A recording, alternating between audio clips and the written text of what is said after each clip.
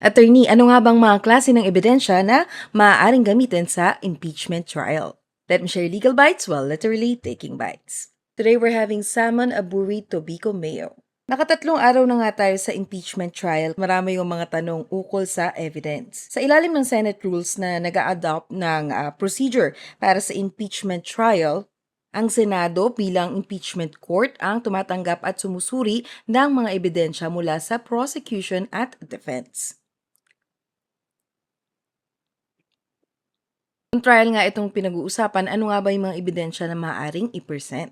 Una, testimonial evidence. Ito ang mga testimonya ng witnesses. Sa ilalim ng Rule 130 ng Revised Rules on Evidence, lahat ng tao na may kakayahang mag-perceive at kaya din nila na ipahayag o i-communicate ito ay maaaring maging witnesses. Ang isang witness ay maaari lamang tumistigo o call sa mga bagay na personal niyang nalaman. Ibig sabihin, nakita, narinig o naranasan niya mismo.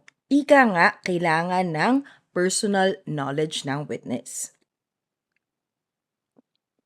Ikalawa, documentary evidence. Sa ilalim pa rin ng Rule 130, ito yung mga tumutukoy sa writings, recordings, photographs o anumang material na naglalaman ng mga letra, salita, tunog, numero, simbolo o iba pang modes of written expression na inihaharap bilang pruweba ng kanilang contents.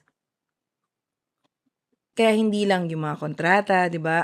Letters, certificates o ibang official records yung pwedeng documentary evidence. Actually, kasama nga dito yung mga litrato, stored images, x-ray films, motion pictures at videos. At ito ang katanungan ng marami nitong mga nakaraan. Ang photocopy ba pwede bang ebidensya? Tingnan natin Section 4 ng Rule 130. In-enumerate dito yung mga considered na original ng isang document. Kasama sa listahan, duplicate. Ito yung counterpart produced by the same impression as the original by means of photography, mechanical or electronic re-recording, chemical reproduction, o kung anumang equivalent techniques. Basta, it accurately reproduces the original. Yes, pwede po ang photocopy. Ikatlo, object evidence. Ito naman yung mga ebidensya na addressed to the senses of the court. Ito yung mga bagay na maaring direkta na makita at masuri ng korte. Pero tandaan na hindi lahat ng ebidensya na inihaharap sa impeachment court ay tatanggapin ito.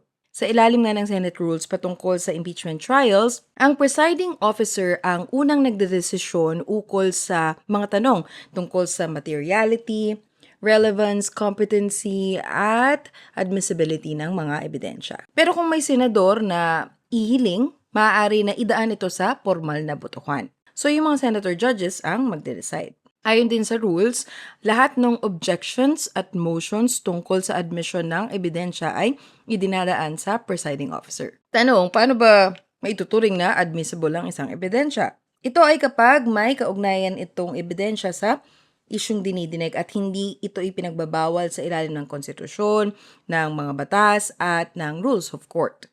Pero syempre, kahit na admissible yung isang ebidensya, titingnan pa rin dapat ng mga senator judges kung ito ay mabigat, kapani-paniwala, relevant, competent para patunayan yung mga aligasyon.